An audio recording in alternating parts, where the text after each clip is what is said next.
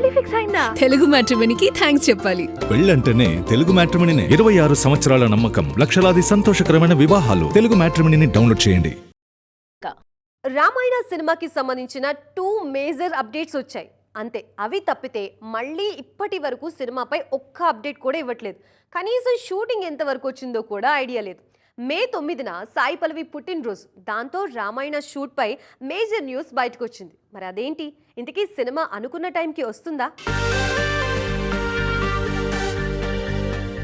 మే 9న సాయి పల్లవి పుట్టినరోజు సందర్భంగా ఆమెకు విషెస్ తెలిపారు fans and friends.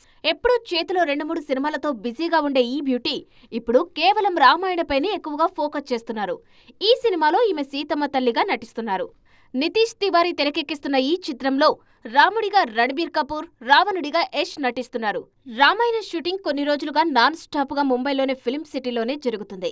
Latest schedule కోసం మిథిలా సెట్ వేశారు.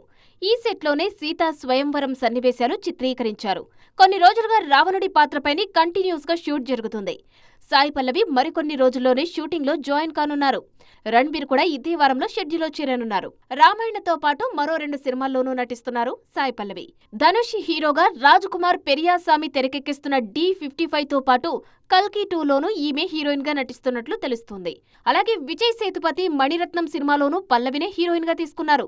మొత్తానికి వరుస సినిమాలతో ఫుల్ బిజీగా ఉన్నారు ఈ బర్త్డే బ్యూటీ. పెళ్లి ఫిక్స్ అయిందా? తెలుగు మ్యాట్రిమోనీకి థ్యాంక్స్ చెప్పాలి. పెళ్ళంటేనే తెలుగు మ్యాట్రిమోనీనే. 26 సంవత్సరాల నమ్మకం, లక్షలాది సంతోషకరమైన వివాహాలు. తెలుగు మ్యాట్రిమోనీని డౌన్లోడ్ చేయండి.